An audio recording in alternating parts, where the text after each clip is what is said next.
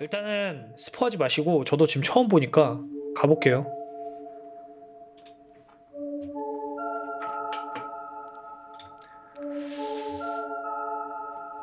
아침에 일어나 보니 발가락이 모두 사라진 남자.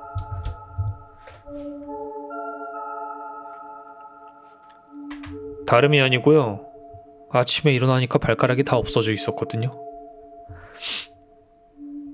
5월 30일 오전 아내는 남편 왼쪽 발가락이 모두 사라졌다며 창원 소방서에 신고를 했습니다. 아니 실화야? 남편의 왼쪽 발가락이 다 사라졌다고?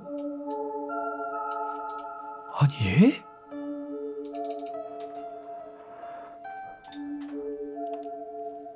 너무 좀 황당하니까 보니까 진짜 발가락이 없더라고요. 오랫동안 이 일을 하면서 이런 경우는 처음 본다는 소방장님. 사건 발생한 시간 사이에는 외부의 침입은 현재 없는 걸로 CCTV상으로는 확인됐고 누군가 고의적으로 발가락을 절단하지 않았나?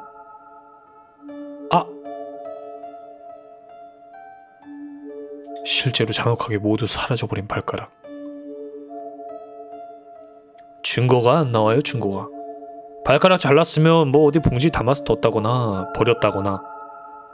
그래서 전문 의사를 불러서 상처를 보여주니까 이건 사람이 하는 행동이 아니다. 발가락을 잘랐으면 봉지에 담아서 버렸다거나 어떻게든 버렸을 텐데 그런 증거 자체가 없다고 한다. 사람이 한 행동이 아니라면 과연 누가 이런 짓을. 절단면 모양이 상당히 불규칙하고 조금 지저분한 느낌이 드는 그런 양상입니다. 날카로운 흉기에 의한 손상은 아닐 것이라는 이야기를 했습니다. 예? 투박한 것, 짐승의 문 자국으로 표시된다. 짐승이 문 자국. 동물 집에 애완견 3마리를 키운다 그래서 그럼 빨리 엑스라이를 촬영을 해보자. 반려견 3마리, 초코, 루비, 엘리를 용의선상에 올립니다. 아니 어떤 강아지가 자기 주인 발가락을 깨물어서 잘라. 말이 되나. 그 방에서 같이 자는 개에서 대장 쪽에 뼈로 추정되는 사진의 관찰 자국이 3군데가 있다. 예? 계장님은 그럼 강아지가 그랬다고? 예, 저는 그쪽으로 많이 보죠. 초코, 2살, 3마리 중 리더.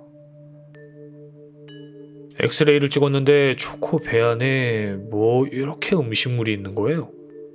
그렇게 해서 초코는 3마리 중 가장 유력한 용의자로 올라오게 되는데 초코 뱃속에는 무엇이 들어있을까?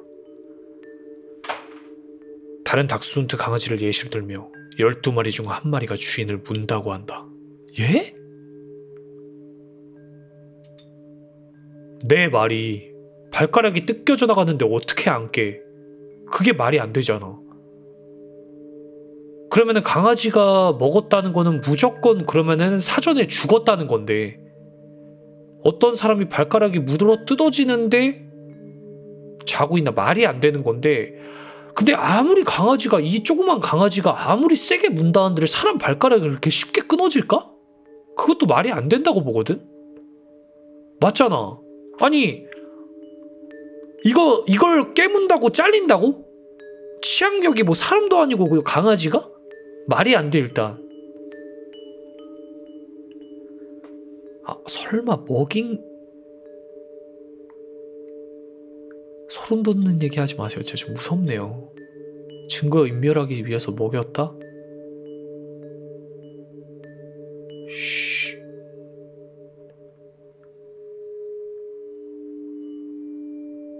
닥스훈트는 사냥견종으로 개발이 된 개량이 된 아이들이기 때문에 악력은 이렇게 무는 힘은 좀 있어요.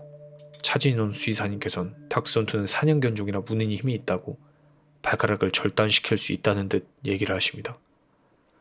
하지만 닥스훈트는 공격성이 강하지 않고 주인을 무는 일, 더욱 나아가 발가락을 먹어버린다는 일은 거의 드물고 이례적이라고 합니다.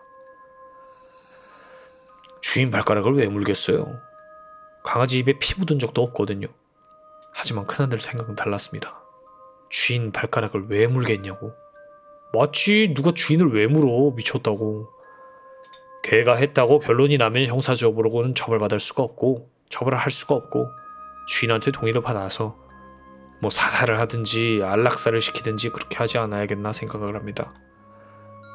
남자가 그 당뇨가 있다 보니까 당뇨병 때문에 괴사가 좀 있어서 냄새가 좀 나니까 냄새를 맡고서 개가 하지 않았나. 우리도 그런 사례가 있나 쭉 조사를 한번 해보니까 미국에서도 똑같은 당뇨병 환자가 실제로 미국에선 당뇨병을 앓고 있던 남자가 있었는데 자고 일어났더니 발가락 3개가 없어졌다고 합니다. 결과 자신의 반려견이 먹었다는 사실이 나왔습니다. 그는 당뇨로 인해 발가락이 감각이 없었기 때문에 반려견의 행동을 인지하지 못했다고 합니다. 와, 그래도 당뇨로 인해서 발가락에 감각이 아예 없다고? 여러분들 당뇨가 그 정도예요?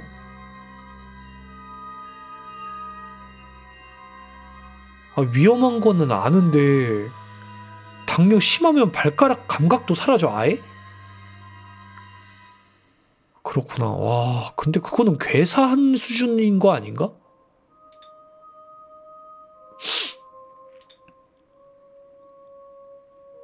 발가락 절단 주치. 당뇨가 없던데. 우리가 여기서 추정해봤을 때는 당뇨가 없었어요. 지금 현재 당뇨 없어요. 혈당 검사, 당 검사에도 정상 수치가 나와서 이분이 당뇨병이 있다고 하던가요? 경찰에서는 당뇨가 있다고 해서 괴사가 있어서 발가락을 물린 거다. 네, 이건 논란의 여지가 없는데? 그럼 지금 당뇨병이 없는 거예요? 주치의와 경찰의 말은 서로 다릅니다. 잠깐만, 경찰 좀 이상한데 말이? 이거 내가 가지고 있을 테니까 국가수 감정이 일부만 나왔거든요? 감정 나오면 내가 알려드릴게. 검사 결과 당뇨는 없었다고 합니다. 실제로 제가 배안을 열어서 제가 만졌잖아요. 꺼냈단 말이에요. 이게 그때 뼈가 있고 이런 상황은 아니었어요. 변이죠, 변. 80% 변이 돼버린 거죠. 이게 정말 발가락이냐 음식물이냐 그건 국가수 감식 결과를 기다려봐야겠죠.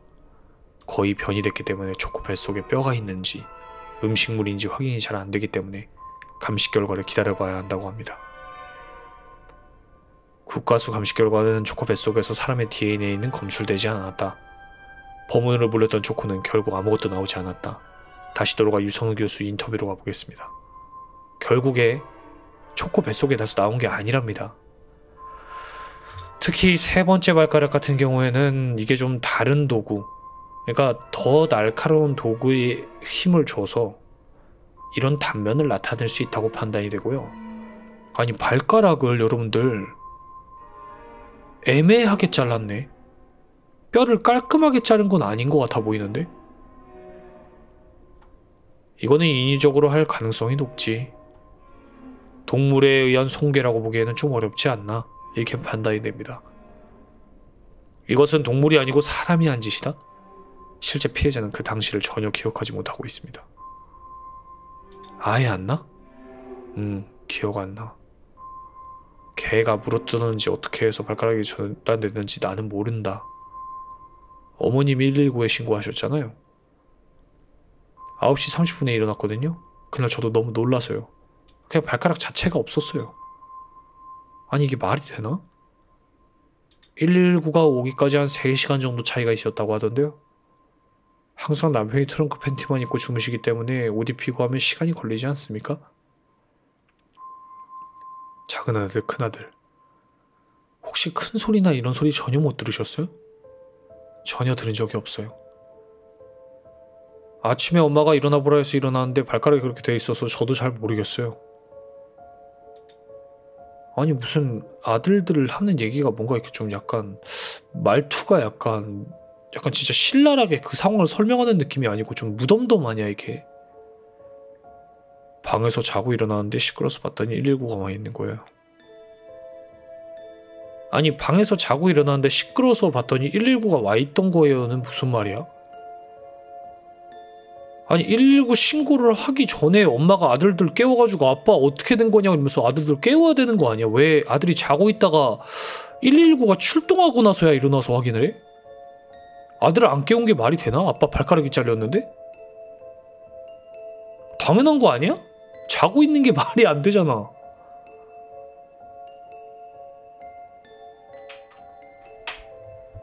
발가락이 모두 잘렸는데 아무 소리가 나왔을까요? 거기서 목격한 사람도 없었을까요? 과연 가족 중 범인이 있을까요? 좀 공포스럽다고 해야 되나? 발가락이 잘렸으면 피를 많이 흘렸을 텐데 방에도 피가 많이 없고 깨끗해요. 점점 사건은 이상한 쪽으로 흘러가기 시작합니다. 가족으로 화살이 쏠리기 시작합니다. 이걸로 그러면 응급처치를 하신 거예요? 가십시오. 그냥 가십시오. 아무 말 못 믿으니까 가십시오. 문제가 있으면 해결을 해야 되잖아요. 해결을 해야 하는데 싫다잖아요. 어머니는 아버지 해결되고 나서 바로 정신과 쪽으로 이 병원에 입원했어요. 본인이 입원시킨 거예요? 아니면 제가 입원시킨 게 아니고 자진이 입원하신 거예요? 아버지 해결을 하고 나서 갑자기 정신과 병원에 간다?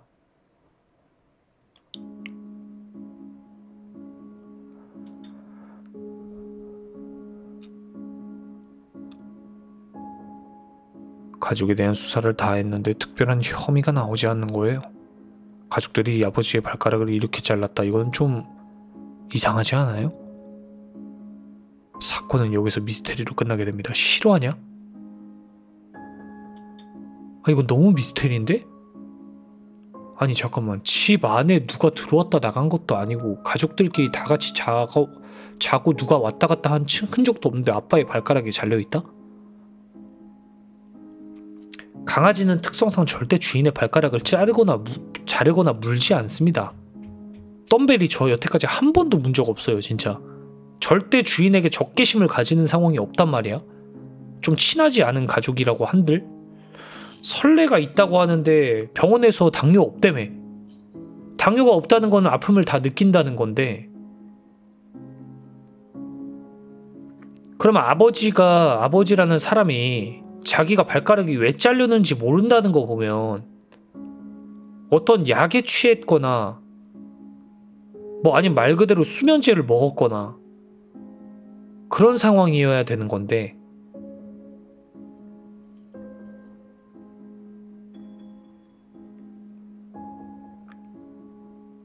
근데 왜 왼쪽 발가락이 잘려 있는 거지?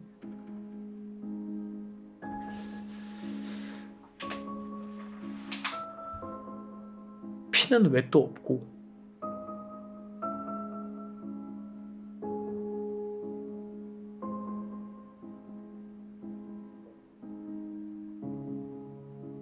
재물?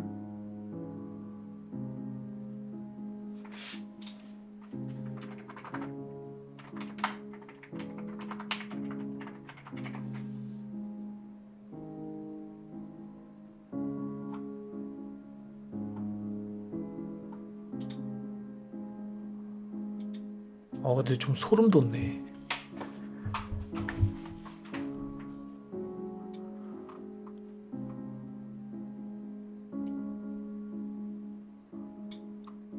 이거 그러면 진짜 미스테리로 끝났어야 해?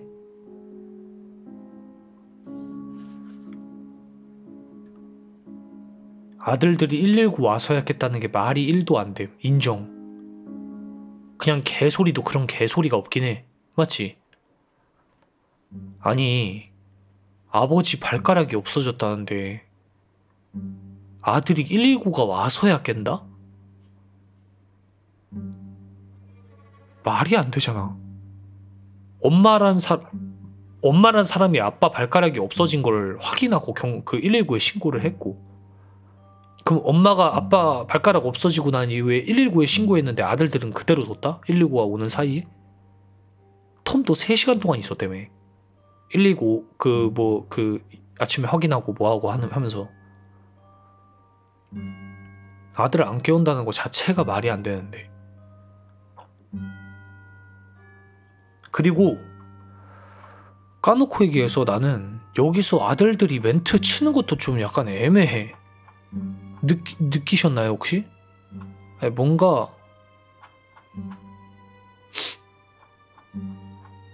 이 가족들이 하는 말들이랑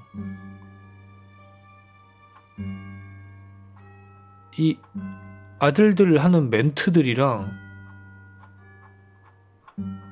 뭔가 약간 이런 게 좀 애매해. 근데 아들이 왜 자르냐고? 내 말이? 설마 까놓고 얘기해서 설마 진짜 정말 보험?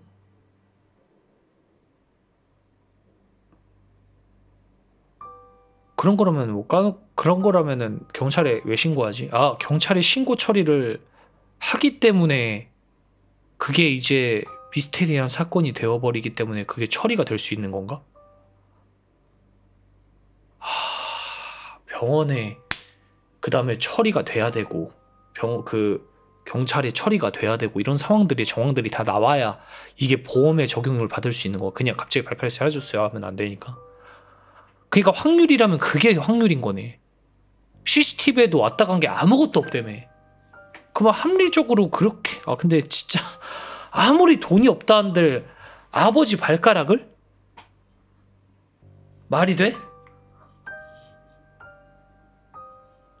그리고 엄마는 이 일이 끝나고 난 뒤에 갑자기 정신병원을 가고,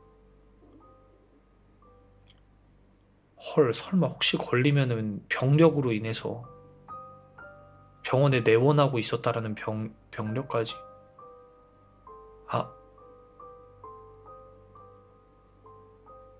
생각을 해보니까, 그렇게 생각해보니까 보험 들어도 발가락 많이 안 나옴. 그래도 보험 중에 그래도 많이 나오진 않지만 솔직하게 우리 얘기해서 손가락 물론 뭐 몇 개 없으면 진짜 불편하겠죠. 사는데. 근데 살아가는데 지장은 없잖아요. 살 수는 있잖아요. 발가락도 그렇고 손이 더 불편하겠지, 발가락보다는. 게다가 장애판 정도 되다 보니까 와, 근데 진짜 와, 이렇게 생각하면 참 너무 씁쓸한데 사건이.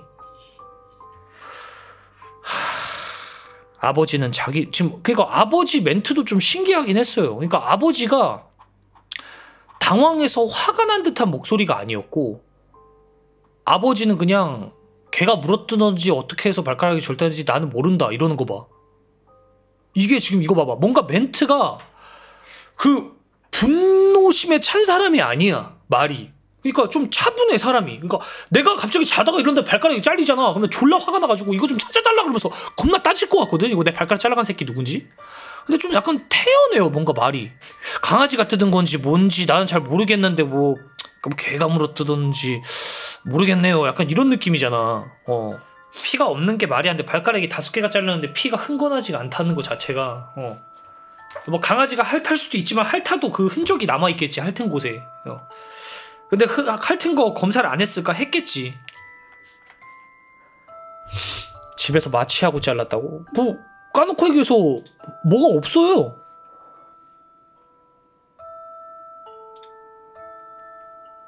(9시 30분에) 제가 일어났거든요. 그날 저도 너무 놀라서요. 발가락 자체가 없었어요. 아니, 와이프는 남편하고 옆에서 같이 잤을 거 아니야. 근데 9시 30분에 같이 자고 일어났는데 남편의 발가락이 갑자기 없는 걸 목격을 했다? 그리고 남편 발가락이 없다는 거를 어떻게 알았대? 이불 덮고 잘 건데? 그걸 알았다고 바로 단숨에? 5월 30일?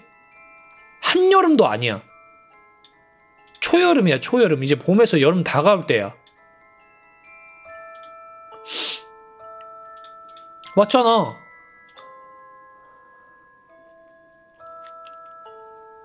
그러니까 이게 이야기가 너무 미스테리하긴 해. 진짜로 말이 안 될 정도로 미스테리해.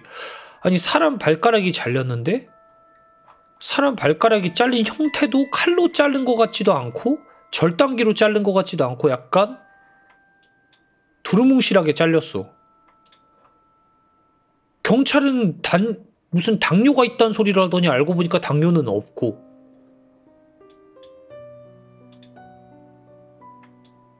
이런 상상하면 안 되는데 뭐 경찰하고 뭐 가족들하고 설마 뭐 이야기를 했나?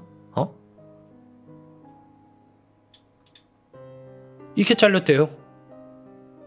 어? 말이 안 되잖아. 이게 이렇게 잘려?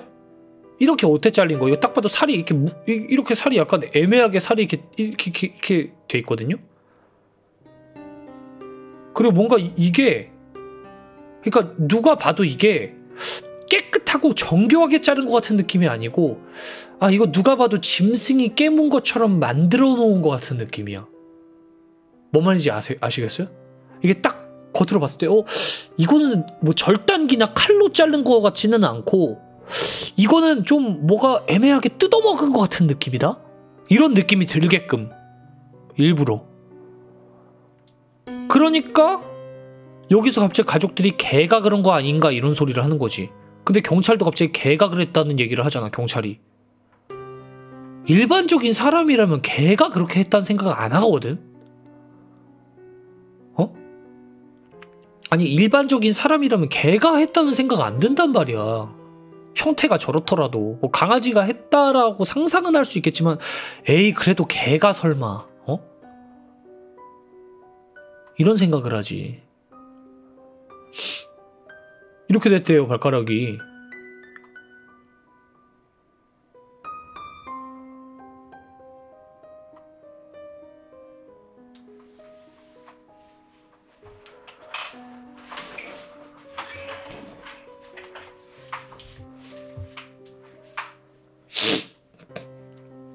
잘릴 때 겁나 아파서 소리 지를 거 당연히 소리 지르지. 발가락 이렇게 절단되는데 소리 안 지르는 사람이 어디 있어. 근데 소리도 하나도 안 났다? 그리고 아침에 남자도 이걸 인지하고 나서 뭐야 이렇게 됐다? 말이 되냐? 이거 잘렸을 때 하나 잘리자마자 아 이러지 바로. 말이 되는 소리를 해. 씨 가족들 무조건 다 듣지. 야 내가 방에 있다가도 내가 발가락 갑자기 툭 하고 잘리면 아 이러겠다 그러면 다 들리지. 집에 있는 모든 사람들. 패션근 육성류님 5개 좋았어. 강아지 절대 아닌 게 꿀집게만 봐도 몰래 먹다 들키면 주둥이에 다쳐 묻히고 먹는데요. 그러니까 이게 말이 안 되는 거야. 맞죠? 그러니까 나는 이게 미스테리 사건이라고는 하지만 정황상 의심이 안 될 수가 없다. 그렇지. 수면제나 뭐 마약성 진통제 뭐 이런 거나 아니면 마취제나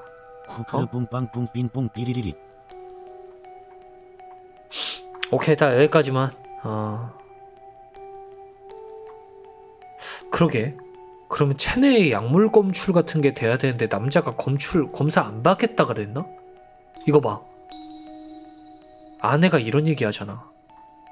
그럼 이걸로 응급처치하신 거예요? 뭐 어떻게 하신 거예요? 물어볼 텐데 여자가 가십시오. 그냥 가십시오. 아무 말도 못 믿으니까 그냥 가십시오. 문제가 있으면 해결해야 되잖아요. 해결해야 되는데 싫다잖아요. 이거 보세요. 이런 사태가 일어났는데 가래 그냥. 말이 돼? 너무 갔다가 아니고 말이 돼? 말이 안 되는 걸 얘기하잖아 난 지금. 이 상황이 이해가 안 된다는 거야 이게.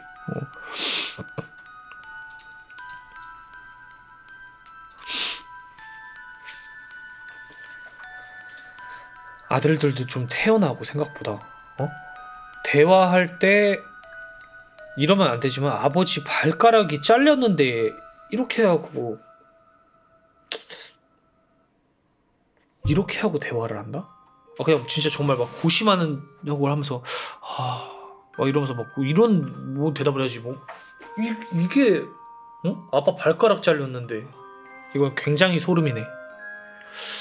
이거 굉장히 소름이 돋았습니다. 예. 양주? 이건 뭘까요? 우리 집이었는데 우리 집 근처였는데 여기?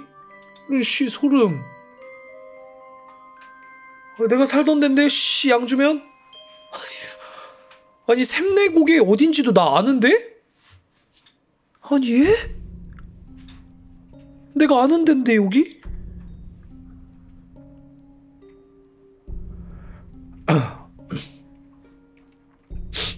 가볼게요. 귀신이 사는 계곡. 김성민 씨와 친구들은 89년 여름 경기도 양주에 있는 샘내 계곡에 피서를 가게 됨. 양주에 송추 계곡이라고도 있고 계곡이 여러 개 있어요. 양주 쪽이 생각보다 캠핑장도 꽤 많고 약간 촌쪽이라서 이상한 일은 그날 밤부터 발생하기 시작했다고 합니다. 친구들끼리 텐트에 앉아서 옛날식 게임을 하고 있었는데 한 친구가 텐트 밖에 뭔가 허연 게 자꾸 지나간다고 함. 야 슈바 저거 뭐냐? 야 하얀 게 자꾸 지나다니는데? 손일영 당시 16세 왼쪽에 있는 친구 기웅이가 자꾸 제 뒤쪽 그러니까 텐트 밖에서 하얀 게 자꾸 지나간다는 거예요. 그냥 헛것을 본 거겠지 생각하고 게임을 계속했는데 이번에는 그 다른 친구와 그 하얀색 물체를 봄. 그리고 그날 밤 뭔가 꺼림칙하고 무서운 기분이 든 아이들은 일찍 잠에 들었다고 함. 근데 한 친구가 꿈을 꿨는데 꿈에서 어떤 아줌마가 텐트 문을 싹 열더니 얘들아 빨리 도망가라. 여기는 귀신이 너무 많으니까 날 밝으면 어서 집에 가거라. 이랬다고 함. 그리고 꿈에서 깨서 친구들을 모두 흔들어서 깨웠다고 함. 야 빨리 일어나 씨발 빨리. 한 친구가 꿈꾼 친구한테 사진 한 장을 보여주더니 야 너 혹시 꿈에 나오는 아줌마 혹시 이하 여자 아니었냐? 이러더라는 거임. 미친.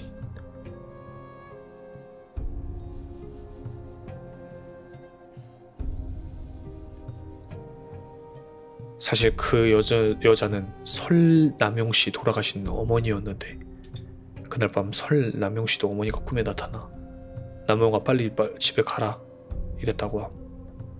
한 10초 정도 있다가 친구가 갑자기 우욱하면서 깨달으고요. 소름. 친구들은 너무 무서워서 도망치듯 계곡을 내려왔고 그들이 겪은 이야기를 다른 친구들한테 해줌. 아 씨발 거기 진짜 귀신 있다니까. 조까 씨발 귀신이 어디 있어. 가볼까? 일주일 후 여름방학을 맞이해서 다시 한번 그 계곡을 가게 됨. 이번에는 여자들까지 껴서 감. 첫날 밤 샘내 계곡에 쓴 친구들 일행 말고는 사람이 아무도 없었다고 함. 그리고 그날 밤 또 이상한 사건이 발생함. 텐트를 2개 설치했는데 아래쪽 텐트는 남자 텐트, 위쪽 텐트는 여자 텐트로 설치했다고 함. 아래쪽 텐트에서 놀다가 위쪽 여자친구가 졸리다고 자러 간다고 해서 위쪽 텐트로 간다고 함. 아 졸려 나 자러 간다. 너무 어둡고 위험해서 남자의 한 명이 여자 텐트까지 바래다 주려고 함. 아 존나 어둡네 진짜. 야 이거 어떻게 가냐? 아휴 내 허리 잡고 오셈. 내가 데려다 줌. 아 미친놈아 내가 네 허리를 왜 잡아. 여태현씨가 여자애를 위쪽 텐트로 데려다 준 사람인데 갑자기 뒤를 딱 보니까 여자애가 없더라는 거예요. 아니 내 허리 잡고 잘 따라오는 줄 알았는데 뒤를 보니까 애가 없었어요. 혹시나 해서 여자 텐트로 가봤는데 아까 데려다 주기로 한 여자가 텐트에 무사히 도착해 있음. 야! 너 혼자 텐트 찾아간 거야? 무슨 소리야? 네가 나 데려다 주고 간 거 기억 안 나? 나 계속 네 허리 잡고 왔는데? 분위기가 존나 싸해짐. 다음날 날 아침 여자애들은 먼저 집으로 감. 아 졸라 무섭네. 우리 집에 먼저 간다. 여자아이들 떠난 후 그날 밤 일영씨는 텐트에서 자다가 친구들이 밖에서 부르는 소리에 깸. 야 일영아 그만 자고 나와 놀자. 나와. 밖에 나가보니 아무도 없었음. 일영씨는 후레쉬를 들고 텐트 안쪽을 비쳤는데 친구들이 이미 다 자고 있음. 그러니까 자기를 부를 수 있는 사람이 없었던 거. 그리고 3일째 되는 날 밤 친구들은 귀신을 목격함. 일영이랑 저랑 밤에 텐트 밖으로 잠깐 나왔는데 나무 위에 어떤 아줌마랑 꼬마애가 딱 보이더라고요. 아 저건 귀신이다 했죠.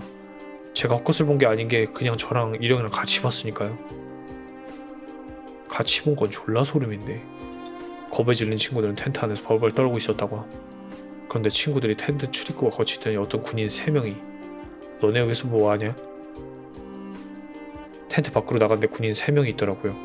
군인 아저씨가 너네 어디서 왔냐? 그래서 서울에서 놀러왔다. 이런 이야기한 게 기억나고 너네 대단하다 여기서 잘 생각을 다 하고 이러더라고요. 군인들은 근처 부대 소속인데 심심해서 가재 잡으러 계곡에 왔다고 함. 야 지금 몇 시냐? 2시요. 아 가봐야겠네. 야 너네 여기서 누가 불러도 돌아보지 말고 누가 부르거든 앞만 보고 가라. 이러더니 자기들끼리 뭐가 웃긴지 엄청 웃으면서 사라졌다고 함. 아이들은 날이 밝자마자 도망치듯 그 계곡을 빠져나왔다고 함. 그리고 마을 사람한테 물어본 결과 계곡 근처에는 군부대가 없었고 계곡 근처에서 아주 먼 곳에 군부대가 있었는데 상식적으로 새벽에 군부대에서 가재 잡으러 계곡에 온다는 게 말이 안 되는 결론. 그다음 군인들의 정체는 이게 뭐 진짜인지 거짓말인지는 모르겠는데 이걸 진짜 겪은 사람들 입장이면 졸라 무섭긴 하겠네요. 예. 이 이야기는 이제 사람들한테 아무리 얘기해봐야 구라치지 마라 이러고 지나가겠지만 이거 진짜 만약에 겪었다면 개무섭긴 하겠다. 그래서 가재 잡음? 저런 건 경험한 사람만 알아. 우리 입장에선 다 거짓말처럼 들리지 뭐. 크리스마스를 준비하는 영국의 작은 마을에 닥친 최악의 참사. 1988년 12월 21일 늦은 밤 스코틀랜드의 작은 마을 로커비에서는 며칠 후에 있을 크리스마스를 준비하고 있었다. 평화로운 밤을 보내던 로커비에 갑작스레 우르릉대는 알 수 없는 소리를 듣게 된다. 거친 비가 내리던 밤이었지만 천둥과는 다른 소리였다. 이 소리는 점점 커지더니 엄청난 폭발음과 함께 로커비 마을은 화염에 휩싸였다. 놀란 로커비 시민들은 집 밖으로 뛰쳐나왔고 마을은 순식간에 와수라장이 되었다. 런던 히드로 공항에서 출발하는 페남 항공 103편이 알 수 없는 이유로 하늘에서 떨어져 스코틀랜드의 작은 마을 로커비를 덮친 것이다. 해가 밝자 보이기 시작한 사고의 현장은 처참했다. 마을에는 거대한 구덩이가 생겼고 가옥은 몇 채가 폭발로 인해 증발해버렸다. 로커비 주민 11명과 페남 103편 승객 259명을 포함해 총 270명이 사망했다. 초기 수사에서 밝혀진 바에 의하면 로커비에 떨어진 것은 비행기의 날개였고 9만 리터의 항공유를 실은 채 수백 킬로미터의 속력으로 마을을 덮쳤다고 한다.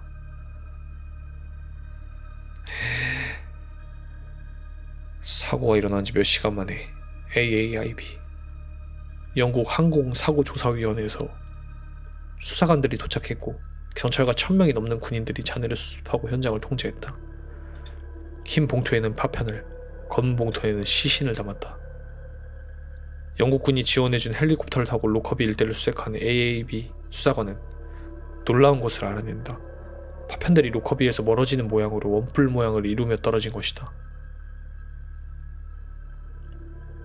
대충 이런 모양으로. 이렇게. 파편들은 저런 패턴을 런던보다 넓은 구역으로 흩어져 있었다. 이것은 매우 중요한 것을 시사하는데 페남 103편은 로커비에 추락하기 한참 전부터 분해되었다는 것을 의미한다. 예? 수사관들은 조종사의 과실이나 비행기의 노후화로 인한 사고 발생을 염두에 두고 수사를 이어나갔다.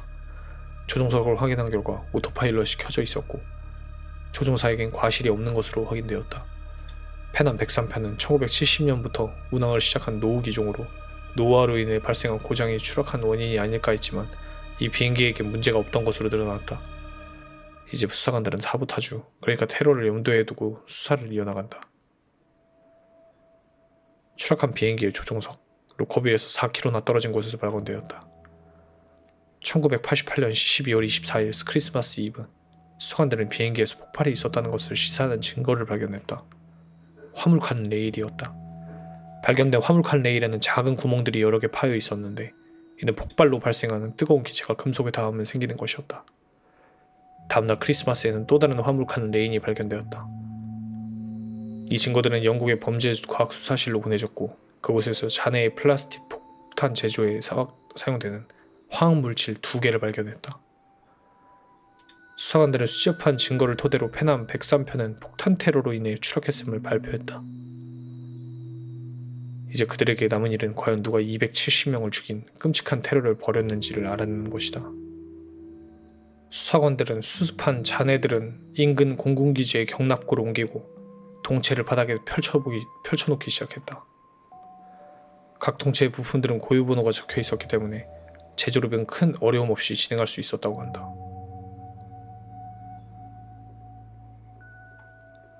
이 방법을 통해 수사관들은 어디에서 폭탄이 터졌는지 알아냈다. 전방 화물칸이었다. 화물칸 레일에서 폭발 흔적이 발견된 이유를 설명할 수 있게 되었다. 저 구역에 위치한 부품들은 단순히 찢어진 것이 아니라 아예 산산조각이 났기 때문에 이 사실을 알 수 없었다. 잔해에 대한 더 정밀한 수사가 이루어진 결과 금속 컨테이너 폭발이 일어났음을 알아냈고 더 정확한 조사를 통해 폭탄이 컨테이너 내부 어디에 있었는지까지 알 수 있었다. 폭탄은 여행 가방 안에 있었고 그 여행 가방은 한층 높이 있었다고 한다. 수화물 기록을 확인한 결과 이 수화물은 경유편을 탑승한 승객의 수화물임이 확인되었다. 화물 컨테이너를 좀 더 자세히 조사하던 중 수상한 물건이 발견된다. 손톱보다 작은 크기의 회로판이었다. 이는 폭탄일 수도 있고 비행기 부품일 수도 있었다. 영국 관할 수사관들의 정밀한 조사를 통해 이 회로판의 정체가 밝혀졌다. 도시바 라디오의 부품이었다. 이 라디오 이름이 폭탄 비트 라디오라고 한다. 예? 이는 몇 달 전 독일 경찰이 체포한 팔레스타인 과격단체의 폭탄과 비슷한 장치였다. 과연 팔레스타인 과격단체가 페넘기를 폭발시킨 걸까? 비행기 승객 중 49명은 독일 프랑크푸르트에서 탑승했다. 독일에서 폭탄이 비행기에 넣어졌고 테러범은 비행기에서 유유히 빠져나온 채 폭탄이 터졌을 가능성이 높았다만 로커비 사건과 팔레스타인의 라디오는 조금 다른 모델이었고 무엇보다 폭탄 제조 방법이 달랐기 때문에 팔레스타인 과격단체는 용의 선상에서 제외되었다. 수사관들은 더 정밀한 수사를 통해 폭탄이 들어있던 여행 가방이 샘소나이트 4000이라는 사실까지 알아냈다. 대체 어떻게? 중동에서 판매되었고 폭발구역 바로 옆에서 섬유 조각들도 발견되었는데 엄청난 수사를 통해 이 옷은 이탈리아 밑에 몰타에서만 판매되었음이 밝혀졌다. 수사관들이 이 옷이 판매된 가게에 찾아갔고 가게 주인 토니 가우치부터 2주 전에 리비아 억양을 가진 남성이 옷을 구매했다는 증언을 듣게 되었다. 이는 엄청난 단서였다. 이 증언을 듣기 전까지 아무도 리비아를 생각하지 못했기 때문이다.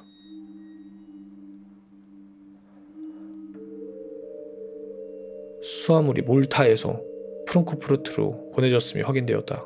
그 후 히드로 공항으로 보내졌고 화물 컨테이너 두 번째 칸에 실렸음도 확인되었다.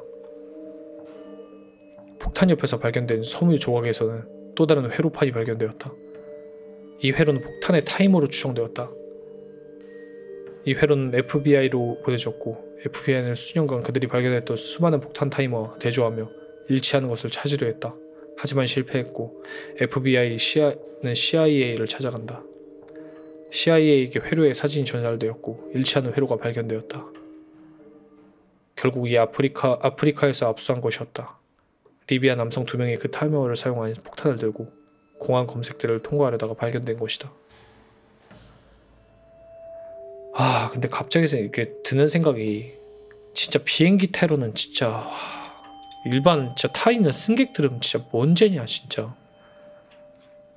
소름 돋는다 진짜. 진짜 비행기 폭탄 테러는 진짜 거기 타 있는 진짜 승객들은 무슨 죄냐 진짜. 이제 수사관들은 취리로 떠났다. 해당 타이머를 만든 회사가 스위스에 위치한 MEBO라는 회사였기 때문이다. 회사 소유주는 수사관들에게 해당 타이머 20개를 만들어 모두 리비아에게 넘겼음을 시인했다. 이제 테러를 저지른 사람이 리비아인임이 확인되었다. 폭파범만 찾으면 된다. 1999년 범인이 체포되었다. 리비아의 정보 장교. 와, 추가적인 조사를 통해 맥그레이는 MEBO의 유령 회사가 있었음이 드러났다. 관상 봐라. 와, 면상 진짜 개 꽂고 싶네. 맥그레이는 8년 6개월형을 선고받았고 12년 5월에 사망했다. 리비아 정부는 희생자의 유족들에게 27억 달러를 위로금을 지불했다. 이 위로금 덕분에 유엔 경제체제와 미국의 무역제재를 비롯한 여러 제재를 취소시킬 수 있었다. 하지만 유족들의 분노는 사그라들지 않았고 2012년 카다피가 죽자 유족들이 가족들과 전화하며 기뻐했다고 한다.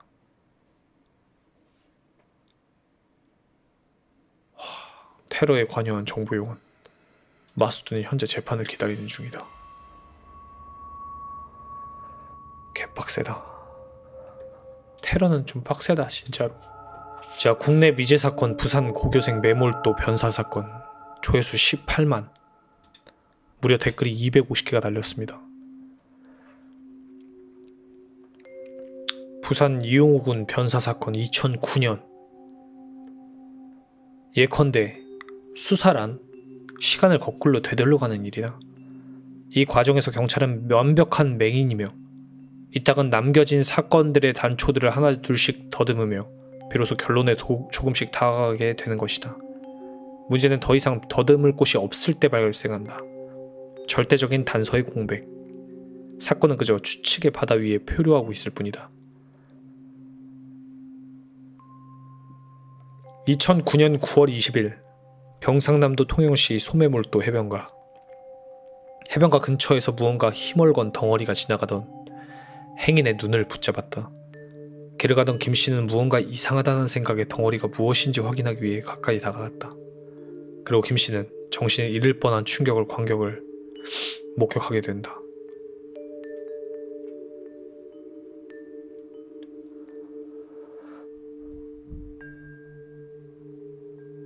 그 덩어리는 바로 사람의 시체였다. 이미 썩을 대로 썩어 백골만 남은 변사체. 곧 신고를 받은 경찰이 출동하여 시체를 수습하는 동안 대략적으로 알아볼 수 있는 변사체의 상태는 다음과 같았다. 거의 백골만 남은 상태. 상당히 부패. 단 허리에서 무릎까지는 장기 일부를 비롯한 살점이 남아있음. 팬티를 입고 있음. 남성. 그리고 경찰은 변사체가 발견된 주위를 조사하다 사체의 신원을 확인할 수 있는 결정적인 단서를 포착할 수 있었다. 그것은 학생증과 부서진 핸드폰. 학생증에 적힌 이름 3글자. 이용우. 도대체 이용우 군은 어떤 경위로 통영 앞바다에서 변사체로 발견된 것인가? 도대체 어떤 일이 일어났던 것일까? 2009년 8월 22일 부산에 가족들과 함께 거주하고 있던 이용우 군은 평범한 고등학생이었다. 학교를 빠지는 일이 없었고 학우 관계 또한 원만한 학생이었다. 여름방학이 끝나기 이틀 전이었던 8월 22일 이용우 군은 잠깐 친구와 놀고 오겠다며 집을 나섰고 이것이 가족들에게 전한 이용우 군의 마지막 말이 되었다. 이용우 군은 정말 감쪽같이 사라져버렸고 가족들은 소중한 아들을 찾기에 필사적인 노력을 기울였다. 이 덕분인지 의미심장한 단서 하나가 주어지게 되는데 그것은 바로 다름 아닌 여객선 승선권이었다. 부산에서 제주로 향하는 여객선에 부산에서 친구들과 놀고 오겠다고 했던 이용우 군이 무슨 까닭으로 부산에서 제주도로 가는 여객선 표를 끊었다는 말인가? 그러나 분명한 사실은 표를 이용우 군이 발권했다는 것과 그 표를 내고 배에 탑승했다는 것. 그렇다면 이용우 군이 제주도로 향하는 배에 타기까지 어떤 경로로 이루어졌을까? 경찰은 사건 당일 이용우 군의 행적을 거슬러 올라가 보기로 한다. 부산 이용우 군의 자택. 이날 이용우 군은 친구를 만나 잠시 놀고 오겠다며 지갑, 휴대전화, 통장을 들고 집을 나섰고 곧 집 근처의 은행을 들러 돈을 출금한다.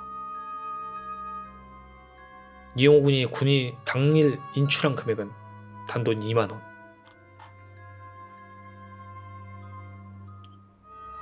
오후 2시 45분경 군함역에서 지하철 승차, 곧 서면역에서 1호선으로 환승, 그리고 오후 3시 57분 중앙역에서 하차한 후 인근 여객터미널에서 제주도로 향하는 배에 몸을 실었다. 그리고 이용우 군이 핸드폰으로 보낸 마지막 신호가 감지된 곳. 전라남도 완도군 청산도. 청산도? 그리고 한 달 후 경상남도 통영시 소매몰도에서 사체로 발견.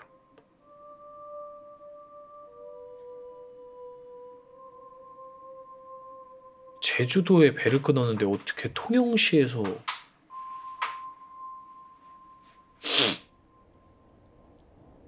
이후 계속된 수사에도 불구하고 경찰은 이호공이 사라진 한 달간의 어떠한 행적조도 찾아내지 못했고, 마찬가지로 타살 근거를 찾아내지 못한 까닭에 이용우 군은 단순 실족사로 처리되었으며 가족들에 의해 사체는 화장되었다. 의문점. 마지막 사진. 이용우 군이 실종된 당시 6시 36분 부산 제주로 향하는 여객선에서 어느 승객이 찍은 사진에 이용우 군의 모습이 포착된 정황이 드러났다. 인상착의와 인상으로 미루어 이용우 군임이 확실한 상태이며 이는 곧 살아생전의 마지막 사진이 되었다. 여기에 사진이 있었네.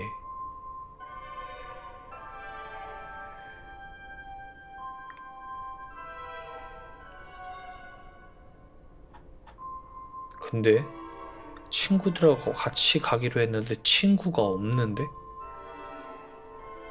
다른 사람이 찍은 사진에 나온 거예요. 옆에는 아저씨인 것 같고, 보다 자세한 건 의문점을 보고 싶다는 나무위키 문서를 보시길. 예? 끝이에요?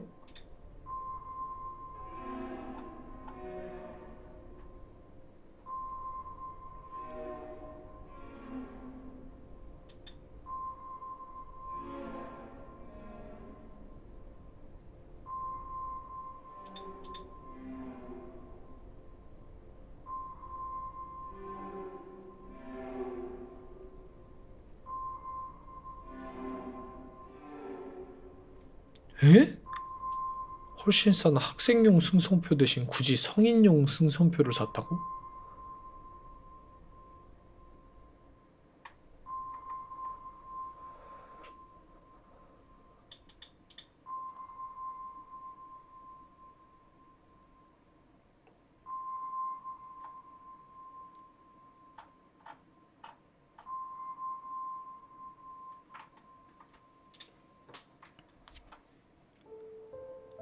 소름.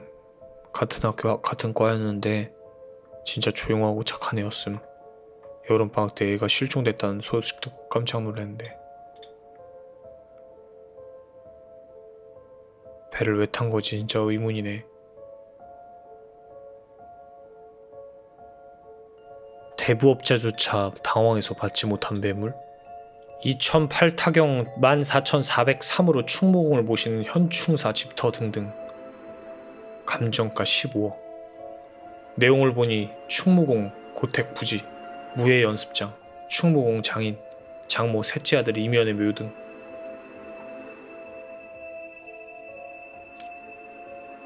갑자기 왜 국보급 보물들이 경매에 나오게 된 걸까? 그 이유는 충무공 15대 맏며느리 최 씨의 만행이 큼.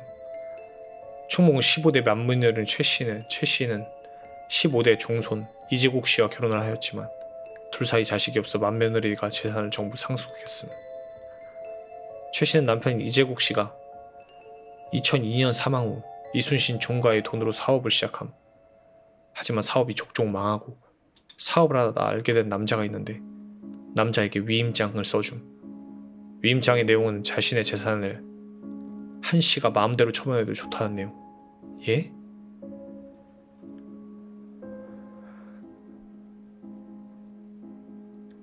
위, 매매 증여 계약서 작성 및 조정, 계약금액 결정, 대금 수령 등 모든 법적을 위임한다.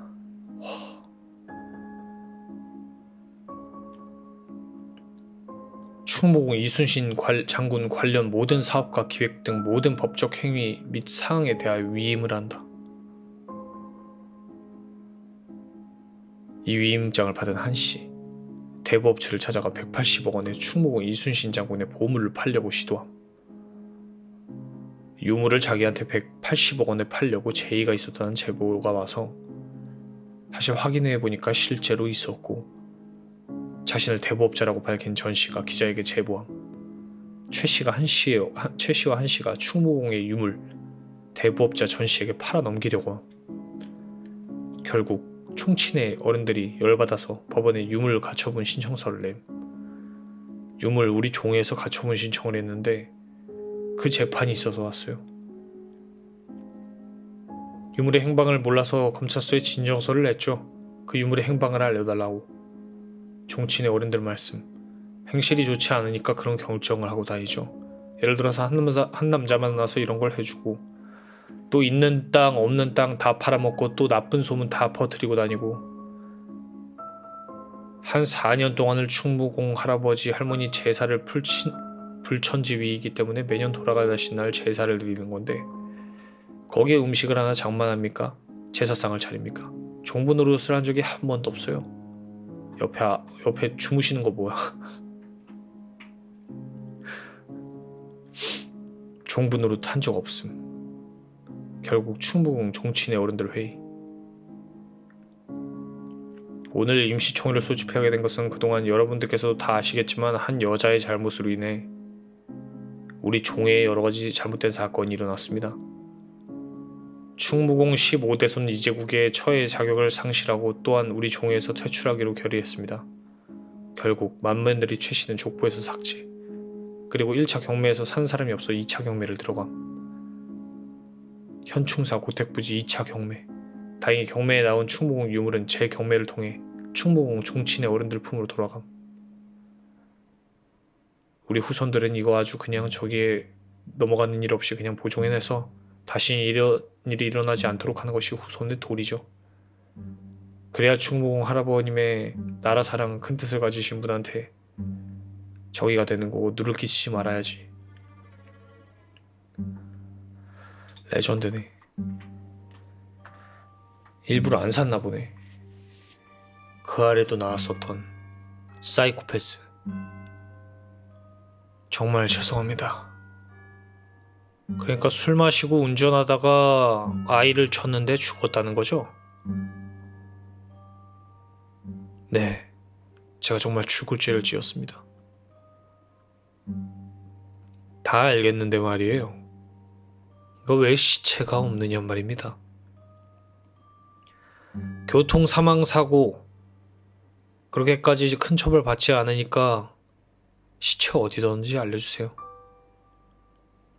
여기 어디라고 했는데 찾았다. 근데 이게 뭐지? 왜 시체에 이런 구멍이 있는 거지? 이건 총상인데요. 당신 뭐야? 왜 아이한테 총상이 있어? 정말 죄송합니다. 아이가 숨이 붙어있길래 저도 모르게 총으로 그만. 김방장님, 목격자가 나타났습니다. 제가 사고 현장을 봤는데 차에 치였을 때 아이가 멀쩡했었거든요.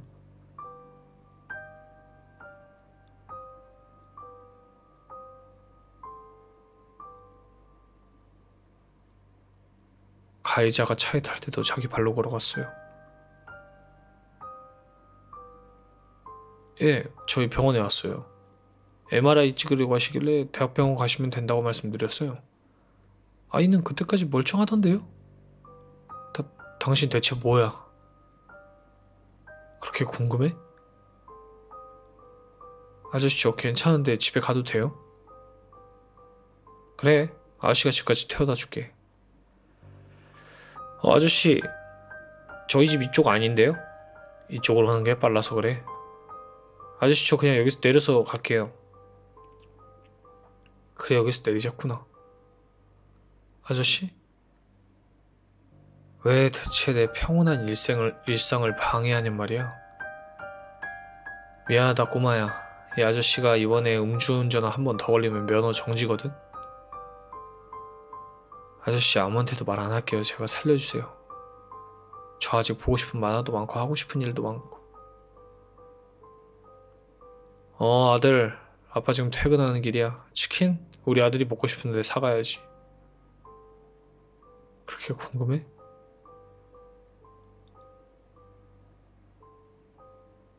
싫어요?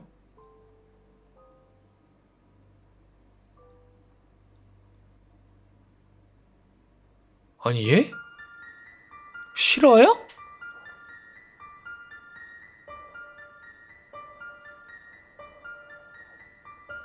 여섯 발 쐈다고?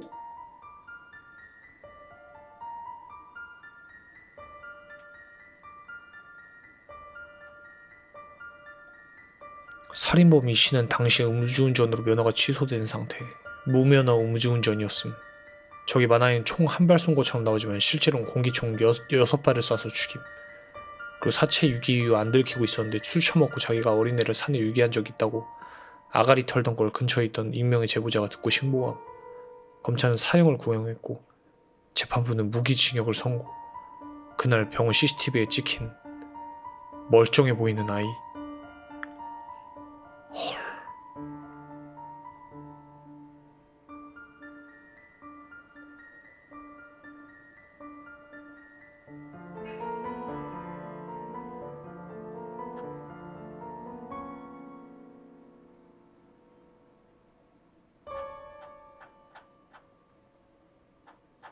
개소름이네.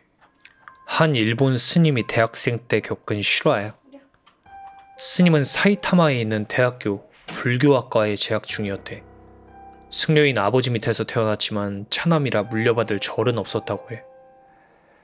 그래서 스님은 불교학과에 입학해서 불교학과 학생들을 위한 기숙사에 들어가 생활했대. 공부도 하면서 스님 수행을 하는 게 보통 일이 아니잖아. 매일 아침 5시에 일어나서 불경을 외우고 물을 맞고 학교를 가고 하는 일과에 너무 지쳤었던 거야.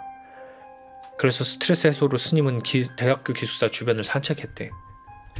그런데 기숙사 주변에 오락시설은 전혀 없고 뭐 놀 데가 없더래. 한 4km 정도 걷다 보면 한 펫샵이 나오는데 스님은 거기서 친구랑 스트레스를 하기로 한 거야. 대형견이랑 놀고 사진 찍고 하면서 그러고 한창 사진 찍고 놀고 있었더니 갑자기 주인 아저씨가 누구 멋대로 사진 찍으래! 하면서 가게 안쪽에서 화를 내며 나오더래. 그러면서 사람은 안 찍었지? 라고 무섭게 다그치는 거야. 스님이 그때 일회용 카메라로 사진을 찍고 있었는데 너무 무섭게 다그쳐서 자기도 모르게 사람은 안 찍었는데 그냥 삭카메라 드리겠다고 했대. 그랬더니 주인 아저씨가 사람 안 찍었으면 됐다면서 봐주더래. 그래서 스님이 마지막으로 죄송하다고 칸사이 사투리로 말하고 무서워서 빨리 돌아가려고 하니까 갑자기 주인 아저씨가 태도가 급변한 거야. 출신을 물어보더니 스님이 교토 출신이라고 하니까 본인도 고향이 거기라며 매우 반가워했대. 얘기 좀 하자면서 펫샵 옆에 있던 작은 집으로 안내하더니 막 자기 얘기를 하더래. 본인은 예전에 빠친코 운영을 했다는 둥 고향 사람을 만나 반갑다며 자기와의 친구가 되어달라는 둥 심지어 스님이 근처 대학에서 불교를 배우는 학생인 걸 듣고 이런 제안까지 했대. 야, 우리 펫샵 일 좀 도와줄래? 뭐 일주일에 2번 15분씩 강아지 산책하고 끝나면 나랑 사투리로 대화하자. 아저씨는 이 일을 해주면 수당으로 150만 원을 주겠다 했대. 너무 좋은 제안을 스님은 바로 하고 싶다고 했대. 근데 친구가 옆에서 이상하다며 말려서 일단 기숙사 선생님께 여쭤보기로 결정하겠다며 아저씨에게 말했대. 아저씨는 알았다며 캔커피 몇 개를 내오더니 맘에 드는 걸로 골라 마시라고 했대. 그래서 스님은 그중 하나를 고르고 친구는 거절하고 그날은 그렇게 기숙사에 돌아왔다고. 기숙사에 돌아와서 선생님께 알바 얘기를 여쭤봤더니 수행하는 학생이 욕심을 못 버려서 어쩌냐고 엄청 혼이 났대. 그래서 펫샵 아저씨한테 알바 자리를 거절하라고 다시 펫샵으로 찾아간 거야. 아저씨는 알았다며 또 캔커피 몇 개를 내오고 그 중에서 하나를 고르게 하더래. 스님은 또 하나를 골라서 마시고 돌아오고 이날 이후로 바빠서 펫샵에 갈 일이 없었는데 스님이 도쿄로 가게 된 거야. 그래서 아저씨에게 작별 인사라도 할 겸 다시 펫샵에 찾아갔대. 그때 아저씨가 매우 아쉬워하면서 마지막이라며 캔커피 1억을 내와서 하나를 고르게 하더래. 스님이 또 하나를 골라서 그 자리에서 마셨고 그랬더니 아저씨가 갑자기 너는 무슨 수행을 한다고 했었지? 진짜 신이나 부처가 있어? 라고 묻더래. 그래서 스님은 본인은 믿고 있으니 수행을 하는 것이라고 대답했대. 아저씨는 이 대벌 듣고 그럼 하나 더 마시라고 한 캔을 더 권했다고 해. 스님은 그걸 거절하고 그냥 나왔대. 이게 스님과 아저씨의 마지막 만남이야. 이날 이후 3년 후 도쿄에 사는 스님에게 기숙사 선생님으로부터 전화가 온 거야. 그 펫샵 점주가 연쇄 살인마였다고. 펫샵 점주는 그때 일본을 떠들썩하게 만들었던 연속 살인사건의 범인이었는데 그의 살인 철학 중에 하나가 욕심 많은 사람은 죽인다였다고 해. 선생님은 이 얘기를 하면서 혹시 내가 그때 그 알바를 했다고 했으면 죽었을 거라고 하시더래. 스님은 전화를 받고 소름이 끼쳤지만 이후에 기사를 통해 또 다른 사실 하나를 알게 돼. 구치소에서 아저씨가 기자에게 갑자기 본인은 신이나 부처가 있는 것 같다고 하더래. 사람을 그렇게 많이 죽인 사람이 할 소리는 아니잖아. 그래서 기자가 이유를 물었더니 옛날에 사이타마에서 펫샵을 하나 했었어. 사람을 하나 죽였는데 수도승이 찾아왔더라고. 그래서 뭐 커피를 내어줬어. 4개 중 3개의 독을 타고 1개는 독이 없는 걸로. 근데 그 수도승 새끼 3번 왔는데 3번이 독이 없는 걸 고르더라. 심지어 마지막엔 하나 더 마시라고 권했는데 거절하더라고. 진짜 신이 있는 게 아닐까? 걔는 신이 지켜준 걸 수도 있어 라고 했다고 해. 독을 마시고 살해하고 시신을 흩어져. 사이타마 애견과 연속 살인사건 범인에게 죽인 사람의 체험담.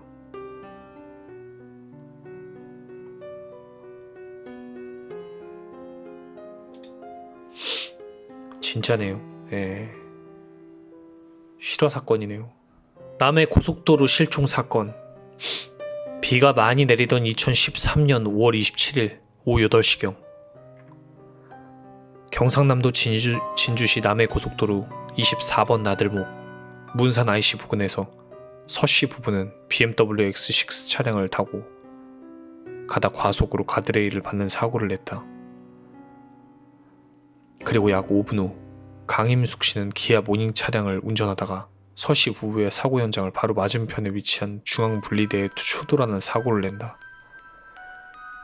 그리고 다시 2분 뒤 모닝을 따라가던 탱크로리 차량의 운전자는 이 사고를 보고 즉시 견인업체에 신고했으며 8시 8분경 신고를 받은 코란도 견인차는 강임숙 씨의 모닝을 견인하여 인근에 가장 가까운 휴게소였던 문산 휴게소로 옮겼다.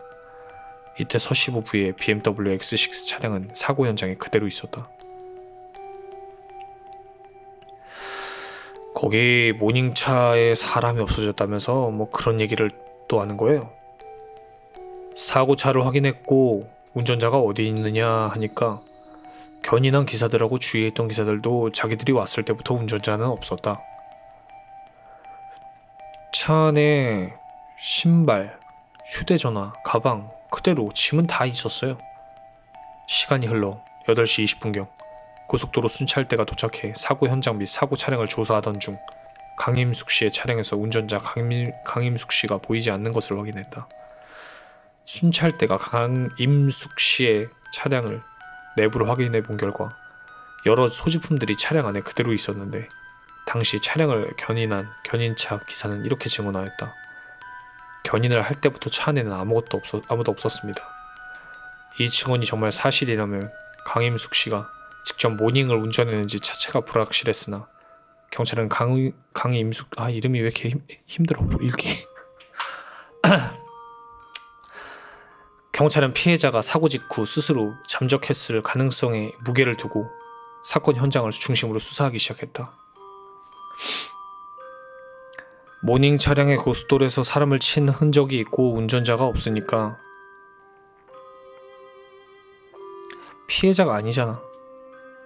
맞지? 피해자가 아니잖아. 운전자가 없으니까 실종자가 차를 버리고 도주하지 않았겠느냐 추정해서 교통사고 업계 내에서 신고 접수를 해서 수사를 했는데요. 이 이후에 이 실종 여성을 봤다는 사람이 전혀 나타나고 있지 않습니다. 경찰은 특공대, 잠수부, 수색견 등을 동원하고 수중탐지, 금속탐지 등 다각도로 수색 활동을 했지만 결국 강 씨를 찾지 못했다. 여기가 어떻게 보면 가장 충격이 큰 그런 형태로 가해졌다는 얘기예요. 충격력이 가해졌다는 얘기거든요. 제가 보기에는 가장 추정이 쉽게 되는 거는 사람이라고 보는 거죠. 모닝 승용차 위에서 발견된 머리카락. 한편 경찰은 강 씨의 모닝 앞유리에서 머리카락을 발견하였는데 DNA 분석 결과 서 씨의 부인의 머리카락으로 밝혀졌다. 이 머리카락이 발견되기 전까지 서 씨 부부의 차량이 가드레일에 들이받은 사고와 강임숙 씨의 차량이 중앙 분리대에 충돌한 사고는 사고 현장이 굉장히 가까웠을 뿐 서로로 아무런 관련이 없는 별개의 사고일 뿐이었다. 예?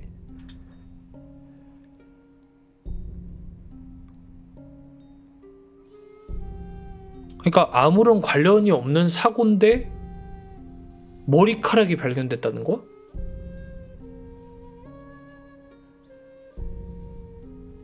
서로 다른 사고인데 하지만 이 머리카락의 발견으로 인해 두 사고는 별개의 사고가 아니게 되었다. 그리고 경찰은 서씨 부부가 사고를 당한 뒤 서씨 부인이 차에서 나오다 강임숙 씨의 차량에 치인 것은 아닌가라는 가설을 세웠다. 그게 만일 이 사람 머리카락이라고 하면 여기서 가져갔다고 밖에 안 돼요. 사고 차량 BMW 운전. 내가 제1용의자가 돼버렸다니까요. 하늘을 동천하는 일이지. 거짓말 탐지기 조사하고 내가 틀린 부분을 결과 나왔으니 경찰에 불었어요. 다른 것은 맞는데 한 가지가 모닝 차량 운전자를 봤느냐는 질문에 안 봤으니까 안 봤다고 했는데 그 부분이 거짓말이 나왔다고. 그러나 서씨 부부는 이 머리카락 자체가 조작된 증거라고 주장하였다. 누군가가 모닝에 금이 간 앞유리를 눌러 틈을 벌리고 의식이 없던 서씨의 부인의 머리카락을 가져와 끼워둠으로써 증거를 조작했다는 게 그들의 주장이었다. 핸들이 바로 우측으로 꺾였어요. 뭐 차가 미끄러지고 이런 것도 없고 BMW 운전자였던 서씨는 차가 미끄러지고 이런 것도 아니고 뭔가에 홀린 것처럼 핸들이 바로 우측으로 꺾였다. 119 신고를 하고 구급대를 기다리는데 갑자기 조그만 차가 오더니 내 차가 받친 위치 정도에서 중앙 분리대를 들이받더라. 이상하더라 라고 증언하였다. 부딪힌 건 기억나세요?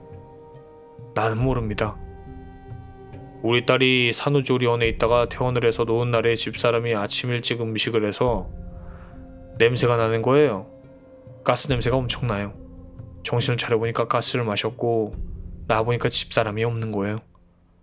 밖에 보니까 우산이 탁 엎어져 있는 거예요. 우산을 젖혔더니 집사람이 거기 있더라고요.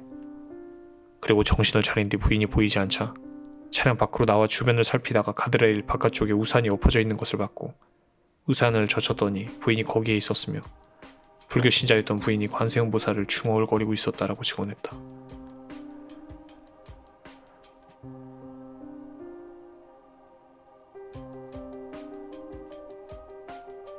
또 BMW 운전자 서씨의 부인은 부딪힌 기억이 없다. 차가 출발하자마자 잠들었다. 뭔가 하얀 게 눈앞에서 터졌다. 가드레일을 넘어간 기억도 없다라고 증언했다. 그리고 서씨의 부인은 에어백에 가스 냄새를 맡고 차가 터지려는 줄 알고 운전석에 쓰러진 남편을 깨우려 했으나 남편이 일어나지 않았으며 우선 신발을 신고 바닥과 우산을 챙겨 차 왼쪽으로 나왔으나 이때부터 기억이 없다고 증언했다. 경찰은 서씨 부부가 사고 직후 의식을 잃었을 때부터 견인차가 도착한 시간까지 현장에서 일어난 일을 알아보기 위해 사건 현장의 관계자였던 서모 부부와 견인차 기사를 대상으로 최면 수사를 진행했다. 그리고 최면 수사 결과 이들의 증언에 한 가지 일치하는 점이 있었다. BMW 조수석에 타고 있던 여성과 같은 옷차림을 한 여성이 사고 당시 고속도로 위에 누워있는 것을 보았다는 것이다.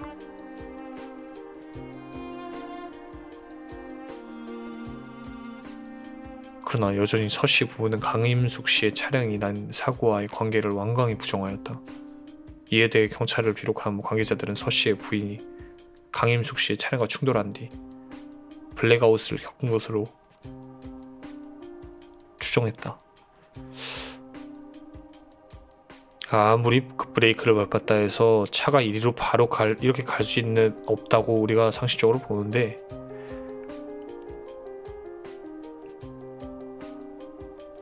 그래서 중앙분리대로 모닝 승용차가 거의 직각으로 이렇게 서 있는 걸 보고 또 모닝 차량의 사고를 최초로 목격한 탱크로리 차량 운전자는 모닝을 20여 미터쯤 되는 거리에서 뒤따라가고 있었는데 갑자기 핸들을 꺾어서 들어가 버리더라.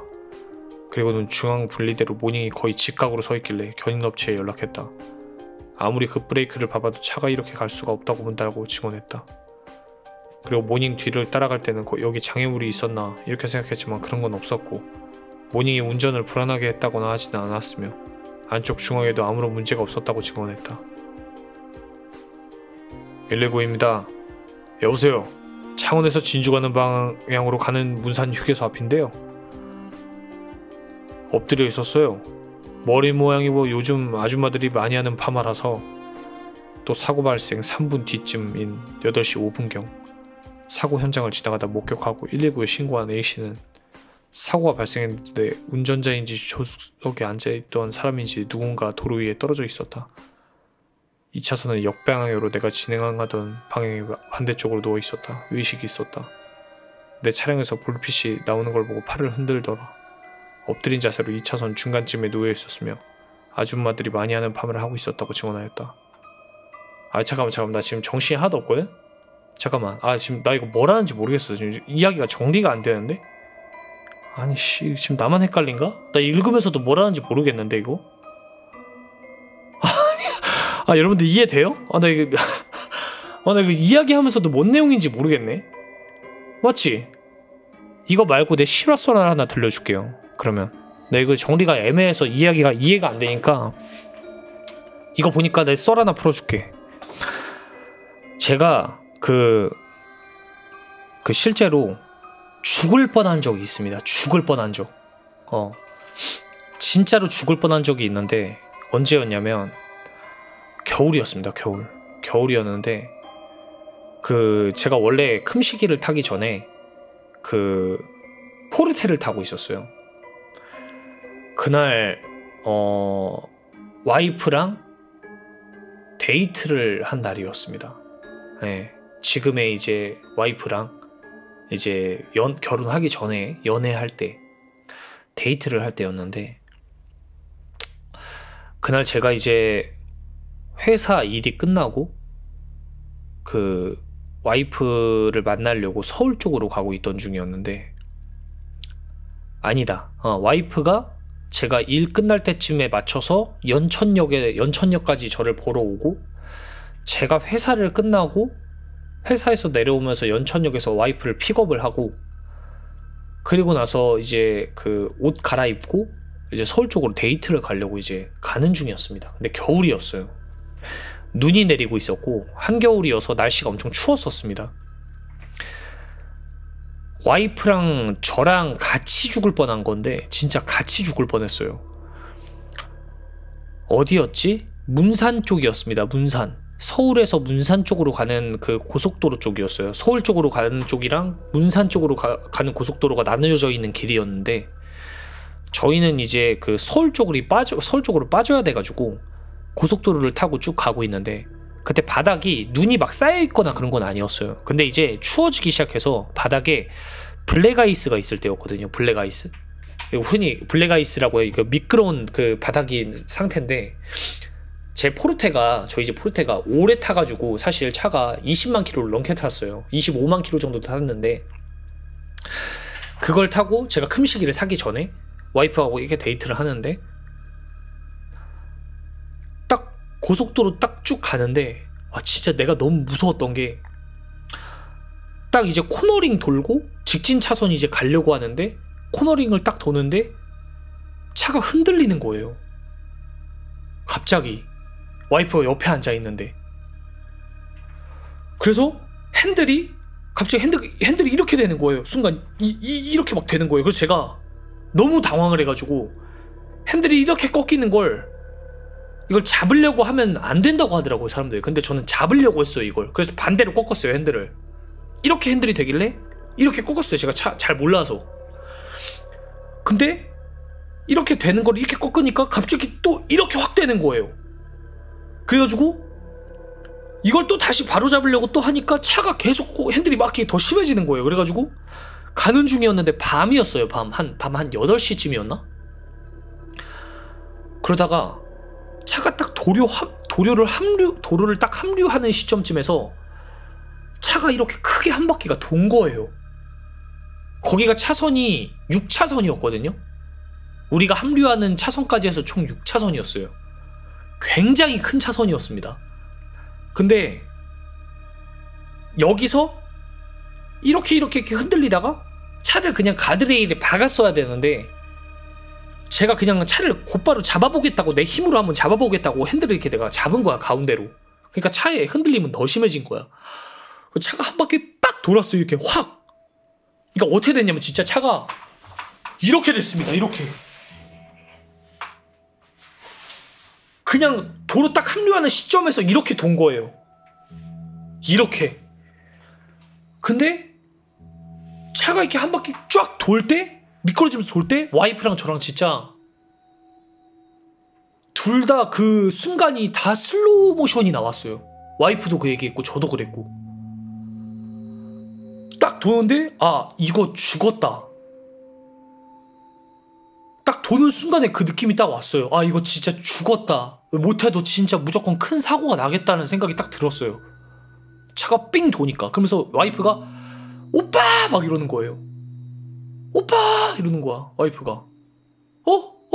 이러다가 오빠 이러는 거야. 딱 돌았는데 진짜 다행인 게 딱 돌았을 때 이 반대쪽에서 진짜 고속도로였거든요.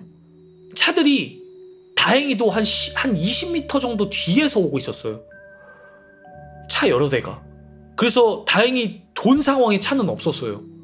차들이 이렇게 막 지나갔는데 그 생각을 지금도 해도 소름이 개돋거든? 그때 만약에 진짜 반대쪽에 오는 차가 만약에 차랑 박았다면 아마 끝나지 않았을까. 그때 이제 완전 사고 나면서 진짜 큰 사고 되지 않았을까 싶은데 그때 와이프가 그때 돌면서 뭐라 그랬냐면 딱 돌고 나서 딱 어땠는 줄 알아요? 딱 돌고 막 진짜 순간 진짜 너무 벙지는 거야 그 상황이. 그래가지고 제가 멍 때리고 있었거든요. 이러고 제가 멍을 때렸어요. 진짜 너무 당황해가지고. 그럴 때 와이프가 비상깜빡이 보고 여보 빨리 뭐해 차 빼 빨리 차 빼야지 막 이래가지고 나 멍 때리다가 정신 차리고 차 뺐거든. 그날 그렇게 한번 죽을 뻔한 적이 있었습니다. 와 어떻게 살았습니다 진짜 다행히. 이 말에 진짜 주작 1도 없이 와이프랑 같이 경험을 한 거라서 운전 조심해야 됩니다. 운전. 그래서 저는 욕심부린다고 가드레일 안 받고 싶어가지고 일부러 잡으려고 이렇게 한 거거든요. 잡으면 안 된다더라. 아니 잡으면 안 된다더라. 이거 잡으면 이거 오히려 이렇게 미끄러질 때 잡으면 안 된다고 하더라. 이게 가드레일 쪽으로 가면 그냥 가드레일을 박는 게 낫대. 이거를 굳이 이렇게 가운데로 넣으려고 이렇게 하면 안 된다고 하더라고. 나 순간적으로 이렇게 되길래 이거 잡아야겠다 싶어서 이렇게 했거든요. 그 힘으로. 와.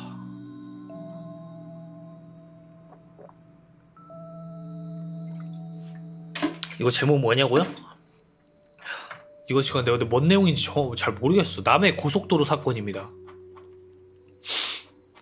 뭔가 글이 이해가 안 가. 내용이. 아니 이게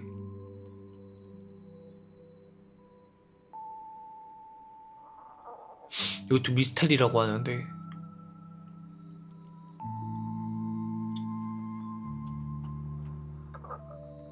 아직도 못 찾았다고요?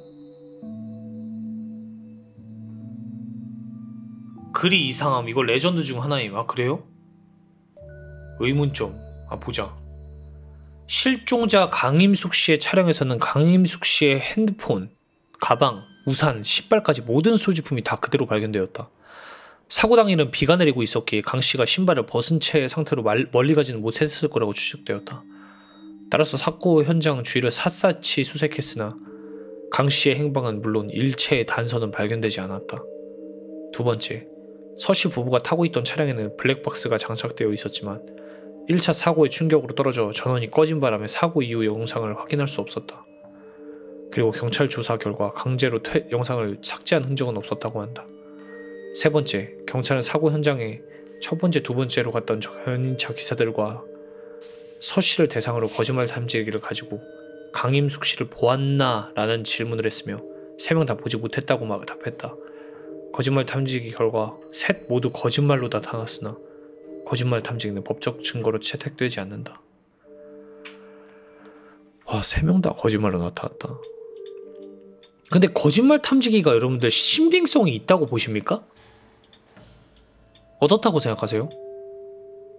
셋 다 거짓말은 좀 빡센데?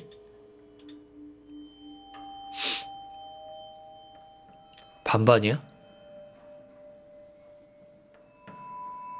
정확도는 좀 낮구나.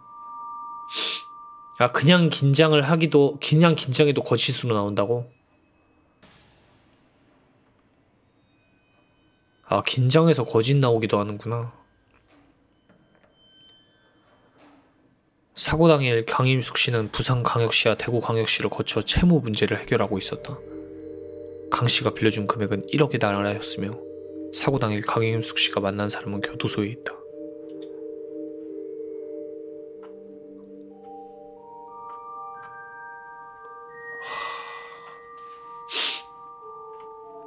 (20년) 전 발생한 기묘한 사건, 천안 비여고생 실종 사건. 20년이 지난 현재도 피해자의 행방조차 발견되지 않은 사건이다. 24만 조회수입니다. 박수진 양을 찾습니다. 키 157, 마른 편, 곱슬머리. 때는 20년 전 2004년 10월 9일 토요일. 충남 천안시 동남구 성황동에 위치한 비여고. 그 당시 토요일에도 오전 수업은 진행하였으며 1, 2교시는 영화 감상, 3, 4교시는 감상문을 제출하는 날이었다. 박수진 양은 옆에 앉은 친구에게 볼펜을 빌려간 뒤 담임 선생님한테 감상문을 제출하면서 깜빡하고 출석번호란 이름을 안 적었다면서 감상문을 쓴 것을 돌려나가려고 한 뒤 실종되었다.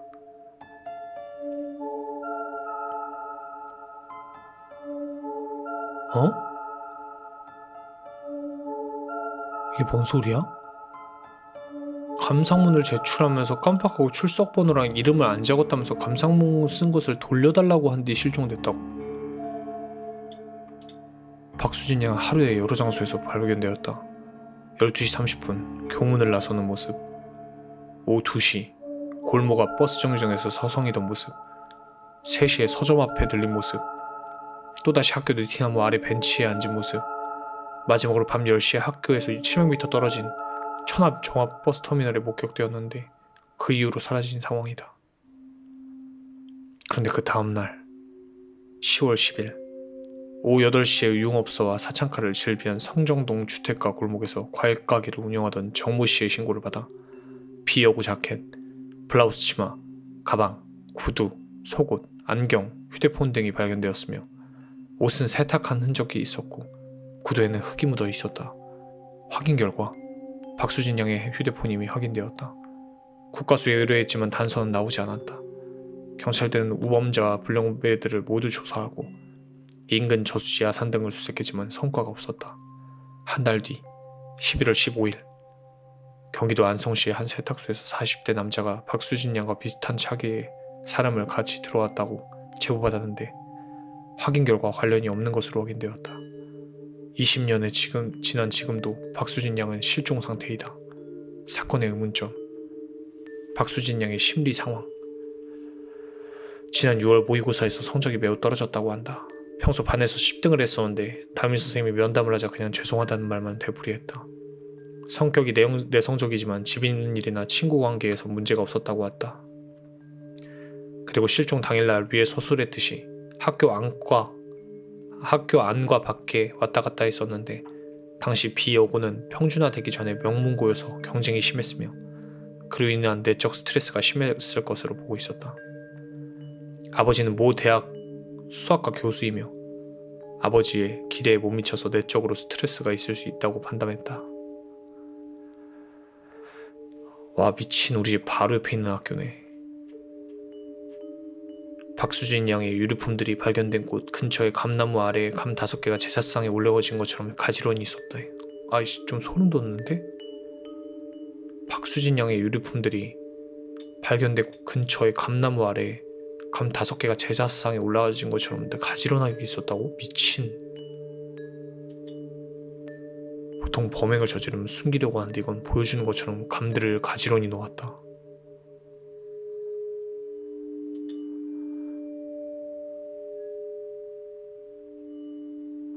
근데 20년 전이라면 좀 이해가 되는 게, 저도 어렸을 때 학교가 비평준화였거든요. 뭐 저 이후에는 평준화가 돼가지고 학교가 다 랜덤이었는데, 제가 살던 양주도 공부를 잘하는 명문 고등학교들이 있었고, 잘하는 애들이 가는 고등학교, 빡통대가리 애들이 가는 고등학교들이 있었어요. 그래서 빡대가리 학교는 어디고 명문 학교는 어디다, 이게 나눠져 있었어요. 너는 중간이고 너는 빡통학교고 이게 있었어요. 그 이후엔 사라졌는데 지금도 있다고요? 지금은 다 그냥 된 그거 아니야? 양주 말고 이 새끼야. 의정부 얘기하는 거 아니야 이 자식아. 양주에는 고등학교가 별로 없고 임마. 지금은 다 평준화된 거 아닌가? 지금도 있구나. 박수진 양의 유류품들이 발견된 곳은 번화가입니다. 유흥가 인근으로 사람들이 많이 다니며 이때 유류품을 버린 사람이나 박수진 양을 목격한 사람이 없었다. 그리고 급하게 유류품을 버린 것이 아니라 가지런히 놓여 있었다. 보름 전 1개월 후 비여고 다른 학교 여학생 성폭행 사건이 발생했다. 보름 전엔 천안 서북구 두정동에 다니던 고3 김모양의 성폭행 미수 사건이 일어났다. 괴한에게 둔기로 맞고 성폭행 당할 뻔했으나 도주했었다. 1개월 후 2학년 이 모양이 성폭행을 당한 후 집 앞 화단에서 잔인하게 사망한 채로 발견되었다. 당시 용의자는 자살했다. 그래서 당시 비여고에 저주가 돈다는 괴담까지 있었다. 이건 좀 빡세네. 추정되는 용의자들. 자발적 실종. 중학교 때까지 공부를 잘하다가 경쟁이 심한 명문고에서 성적이 떨어져서 자발적 실종 가능성에도 초점을 두었는데 다음날 유류품들이 발견된 것 때문에 이 가설은 취소되었다. 외국인. 박수진 양이 다닌 비여고는 천안역과 가까우며 근처에는 외국인들이 많이 거주했다고 한다. 4년 당시에도 지금에 비하면 외국인들이 적었지만 비교적 있었다고 한다. 사이비 종교. 박수진 양의 유류품이 발견된 근처에 감 5개로 가지런히 놓여져 있어서 특정 종교인들이 용의자를 보고 수사했지만 아쉽게도 성과가 없었다. 물론 이번처럼 특정 종교의식을 행하는 외국인들의 가능성도 있다. 네 번째, 보름 전 또는 1개월 후 비여고 사건 범인. 둘이 동일 인물인지는 알 수 없지만 1개월 후 범인은 자살했고 박수진 양과의 실종과는 관련성을 찾을 수 없다. 5. 근처 유흥가 불량배들. 비여고는 명문고였지만 근처 유흥가나 우범지대가 많았다. 당시에 조폭 불량배들은 조사했지만 협의점을 찾을 수 없었다. 태완이법 이후로 천안경찰서에서 계속 제보를 받고 있다. 감 5개 가지런히 놓은 건 좀 소름 돋긴 하네.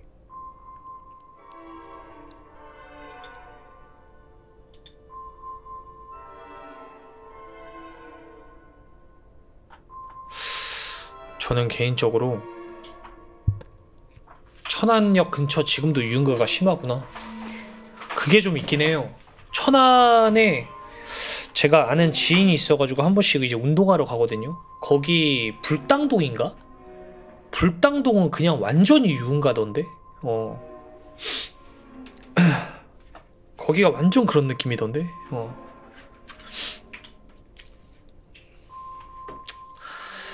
그 다음에 불당 아니라고요? 불당도 그런 느낌이 좀 있던데. 그리고 제가 읽었던 것 중에 개인적으로 가장 소름 돋았던 사건 다시 한번 회자시켜 봐가지고 한번 이야기해 볼게요. 이거는 진짜 레전드여서 모르시는 분들도 계시니까, 처음 보시는 분들 계시니까 굳이 얘기하지 마세요. 지금 스포하지 마세요. 우리 영진을 찾아주세요. 2006년 울산 계모살인 사건. 언론에서 추정하는 우영진 군이 오락을 하러 갔을 장소. 2008년 2월 6일. 우리 어렸을 때 이런 오락실 많았잖아요. 오후 4시 우영진 군은 오락을 하러 간다며 울산시 남구 야음동에 집을 나섰다. 우리 영진을 찾아주세요.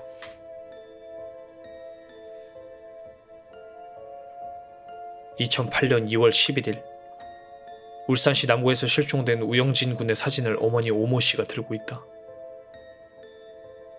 아이의 엄마는 10시경 경찰에 아이가 돌아오지 않는다며 경찰에 신고하였다. 처음에 실종사건으로 분류되어 경찰에서는 실종 경보를 발령하며 경찰 70명을 투입하여 대대적인 수색에 돌입하였다. 우영진, 만 5세, 키 112cm, 몸무게 23, 보통 체격. 언론에서도 이를 대서특필하며 우영진 군을 찾기 시작했다.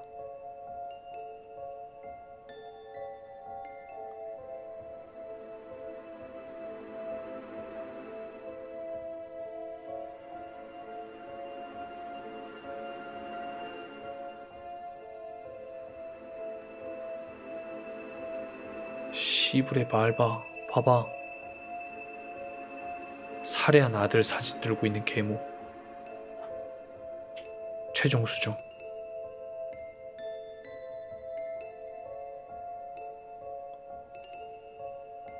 범행 일체 자백, 경주를 시속 옮겨 페드롬통에 넣게 휘발유로 태워.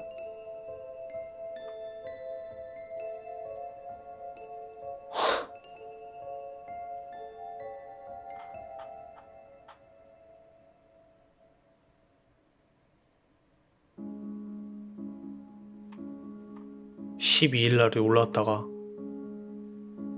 그 이후에 수정됩니다. 하루 뒤에. 이렇게 보니까 아무 감정 없어 보이지 않습니까? 보기 나름이에요. 이때 당시에는 엄마가 힘들어 보이는 느낌이었는데 지금 이 사건 보고 난 이후에 보니까 좀 아무 감정 없이 힘든 척 코스프레하고 들고 있는 느낌이 아닙니까?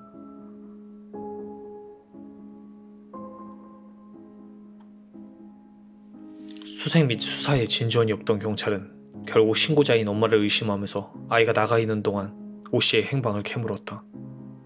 오씨는 동네에서 산책을 하고 있었다고 둘러댔지만 수사 결과 경주에서 남동생과 통화를 한 것을 알아내 꼬리가 말폈다. 우영진 군의 시신이 담겨있던 드럼통. 씨바.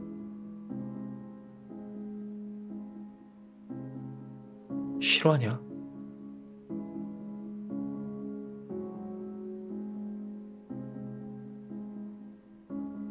오씨의 범행을 자백했고 경찰은 해당 드럼통에서 우영진 군의 시신을 찾아냈다. 시신은 처참했다. 시신은 불에 타 많이 훼손되었고 장기 손상도 있어 폭행이 매우 심했다고 한다. 범행 동기로는 우영진 군이 평소에 고집이 세고 텔레비전만 봐서 눈에 가시로 여겼다는 것이다. 와, 진짜 어렸을 때 그럼 당연히 만화 보고 싶고 놀고 싶고 애들이 고집도 좀 있고 이런 거지.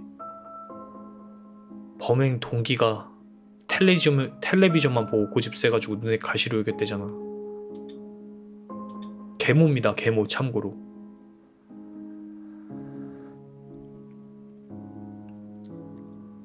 시연하고 있는 그 엄마입니다.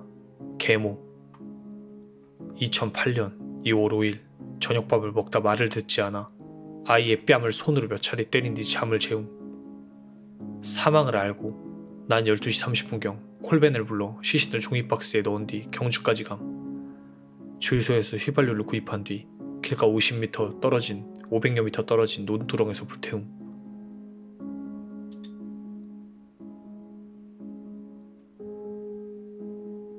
우영진 군의 가족은 집 2층에 조부모와 함께 살며 1층에는 친부 계모와 함께 살았다.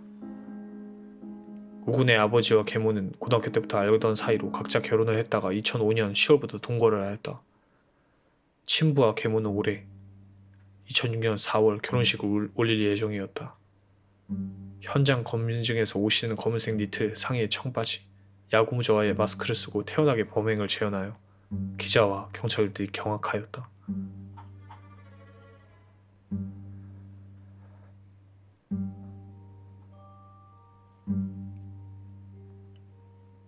친부와 계모는 올해 2006년 4월 결혼식을 올릴 예정이었다. 그럼 나왔네.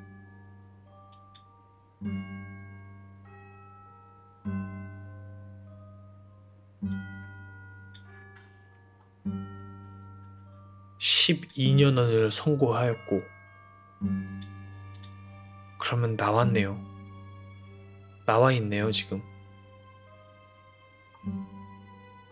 평소 동네 주민들은 평소 영진이가 말수도 적고 내성적이었다. 얼굴에 상처가 있어서 누가 때렸는지 물어봐도 영진이는 아무 말도 하지 않았다. 동네 근처 시장의 닭집 주인은 계모가 영진이가 사라진 이틀 뒤 나타나 백숙을 해먹는다며 생닭을 한 마리 사갔다고 전하였다. 한편 우영진 군의 생모는 블로그에 글을 올려 많은 이들의 안타까움을 샀다. 생모가 올린 글이랍니다. 너의 바지 하나, 단추 떨어진 티 하나, 운동화를 들고 돌아와서 너의 화장 시간에 맞춰 같이 태워서 쟤는 내가 못 가본 초등학교 운동장에 뿌렸다. 학교도 못 가보고 죽은 우리 영진이 제발 그것이라도 위로가 되길 바람뿐이다.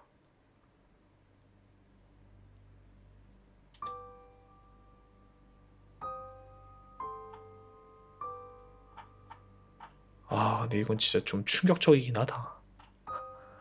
전 이거 봤을 때 좀 진짜 충격이었습니다. 난 이게 진짜 레전드 충격임. 진짜 이 사진 들고 있는 거 진짜 개 소름급임. 아니 어떻게 이렇게 죽여놓고 버젓이 사진을 보면서 사진을 찍을 수 있지? 애를 찾아달라고? 직접 신고해서? 우리 애가 사라졌어요. 찾아주세요 하면서 직접 신고해가지고 저거까지 들고 사진을 찍어가지고 온 세상에 퍼뜨릴 정도면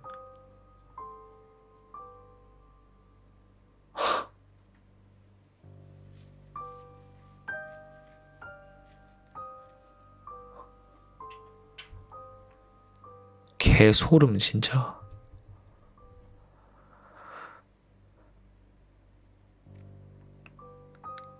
저 조그만 애를 몸무게 23kg에 키 110cm 정도 되는 애를 이제 드럼통에 넣은 거죠. 예. 말이 되냐? 아니 그러면 애초에 애를 때리고 있다는 걸 친부도 대충은 알았을 텐데 설마 친부 진짜 모르게 애를 때릴까? 절대 모르게 애를 때릴 수는 없거든? 보면 여기 얼굴에 상처도 있다잖아. 그럼 아빠가 물어봤겠지. 애 얼굴에 상처가 왜 있냐고. 절대 모를 수가 없는 거야.